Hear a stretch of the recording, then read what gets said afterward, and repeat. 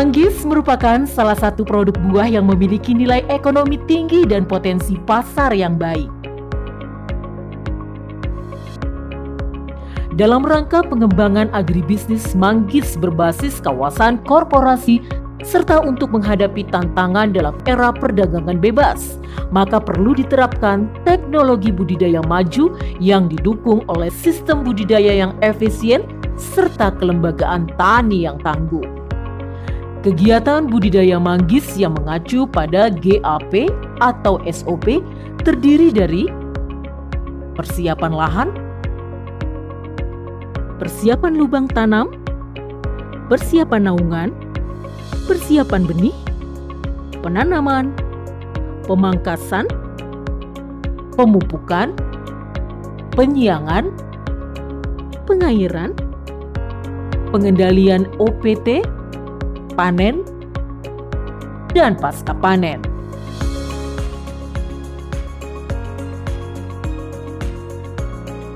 Dalam mempersiapkan kebun bukaan baru, kita harus membebaskan pohon-pohon yang terlalu besar yang memungkinkan menghalangi penerimaan cahaya bagi tanaman manggis. Nah, pohon-pohon tersebut ditebang, tujuannya adalah supaya tunggul-tunggul pohon yang masih tersisa kita bongkar dan juga kita tempatkan di luar lahan. Nah, selanjutnya setelah lahan dibersihkan dari pohon dan semak belukar, ditentukan jarak tanaman manggis yang idealnya adalah 10 kali 10 meter.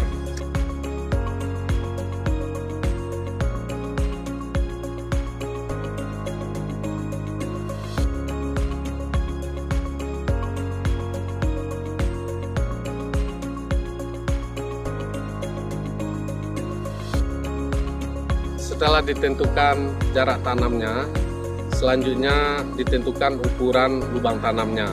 Ukuran lubang tanam manggis yang ideal adalah 50 kali 50 kali 50 cm. Artinya panjang kali lebar kali dalam masing-masing 50 cm. Pada saat menggali lubang tanam, sebaiknya kita pisahkan antara lapisan atas, yaitu pada kedalaman 0 sampai 25 cm, dengan lapisan bawah, yaitu pada kedalaman 26 sampai 50 cm. Tujuan daripada pemisahan lapisan tanah ini supaya tidak terjadi baur antara lapisan atas dengan lapisan bawah pada saat pencampuran dengan kapur, pupuk kandang dan Trichoderma, serta waktu kita mengembalikan tanah pada saat penanaman manggis. Setelah dilakukan pengalian tanah, selanjutnya kita persiapkan 300 gram dolomit, 10-20 kg pupuk kandang, serta setengah kilogram Trichoderma dimasukkan ke lubang tanam. Selanjutnya dilakukan pencampuran secara merata dengan tanah yang ada di dasar lubang tanam. Jadi lubang tanam yang kita persiapkan pada hari ini sebaiknya kita istirahatkan 2-4 minggu sebelum penanaman. Tujuannya adalah untuk menurunkan temperatur tanah, kemudian untuk meningkatkan pH tanah yang masam, kemudian meningkatkan aktivitas dan perkembangan mikroorganisme tanah yang ada di lubang tanam. Naungan merupakan syarat utama keberhasilan penanaman manggis. Karena benih manggis umur 1-2 tahun sangat rentan terhadap cahaya matahari langsung. Naungan dapat berupa paranet atau dahan pohon kelapa, disesuaikan dengan kemampuan dan ketersediaan yang dimiliki petani. Bahan lainnya yang sangat baik digunakan sebagai naungan manggis adalah tanaman pisang. Tahapan selanjutnya adalah persiapan benih manggis yang bermutu dengan spesifikasi sesuai persyaratan teknis. Saat penanaman benih, bagian dasar polybag harus dipotong terlebih dahulu. Letakkan benih pada dasar tanah, lalu diikuti dengan pemotongan bagian samping polybag. Hal tersebut bertujuan agar tidak ada akar benih yang putus atau patah pada saat proses penanaman. Tutup lubang tanam dan lakukan pemadatan dengan tangan pada jarak 20 cm dari pangkal batang. Buat gundukan setinggi 5 hingga 10 cm dari permukaan tanah sekitar. Lalu lakukan pemasangan mulsa dengan menggunakan potongan batang pisang atau jerami untuk mengurangi penguapan. Pemangkasan sangat penting, yaitu membuang cabang atau ranting yang berdempetan, kemudian cabang dan ranting yang tumbuhnya mengarah ke dalam, kemudian cabang dan ranting yang terindikasi terinfeksi penyakit dan tunas air. Nah, tujuan daripada pemangkasan ini adalah untuk meningkatkan intersepsi cahaya ke dalam tajuk. Pemupukan sangat perlu untuk meningkatkan pertumbuhan dan perkembangan tanaman, khusus untuk pupuk kandang dan dolomit sebagai sumber kalsium itu diberikan sekali dalam setahun, yaitu setelah panen.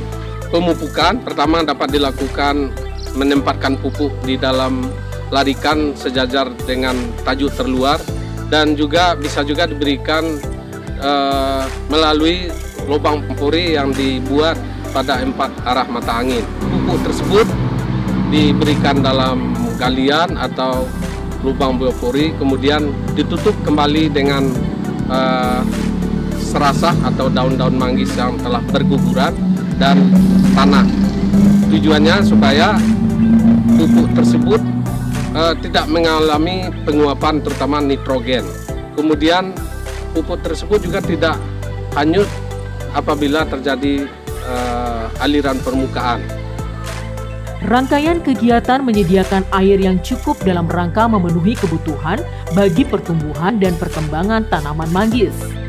Teknologi pengairan dapat dilakukan secara manual, sprinkle, pipanisasi, irigasi tetes. Selanjutnya dilakukan pengairan apabila kelembaban tanah berkurang atau tidak ada hujan dalam 1 minggu atau lebih berturut-turut, dan tidak lupa untuk menambahkan Plant Grow Promoting Rhizobacterium atau PGPR sebanyak 1 cc per liter air. Adapun kendala yang harus diwaspadai menyerang tanaman manggis adalah pengorok daun, ulat pemakan daun, kutu putih, trips, penghisap daun dan buah, tungau, penyakit busuk akar dan akar coklat, bercak daun, jamur upas, busuk buah, mati ujung, kanker batang atau cabang, penyakit fisiologis, dan gamboj. Jika seluruh proses penanaman serta pengendalian organisme pengganggu tumbuhan selesai dilakukan, proses lain yang perlu diperhatikan adalah panen. Untuk mendapatkan buah dengan tingkat kematangan sesuai permintaan pasar, dengan mutu buah baik sesuai standar pasar yang dituju, buah manggis siap dipanen mulai dari 104 hingga 110 hari setelah bunga mekar.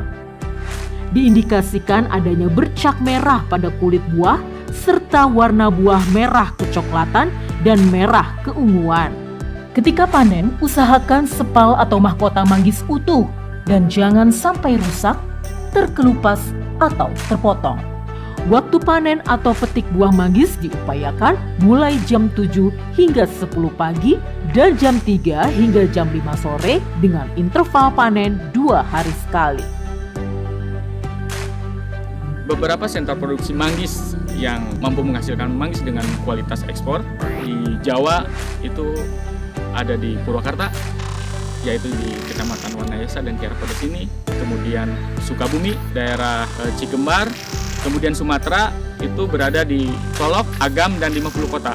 Selain di daerah sentra tersebut, manggis juga banyak dikembangkan di kabupaten lainnya, seperti Tasikmalaya, Subang, Bogor, Purworejo, Banyuwangi, Tabanan, dan Lombok Barat.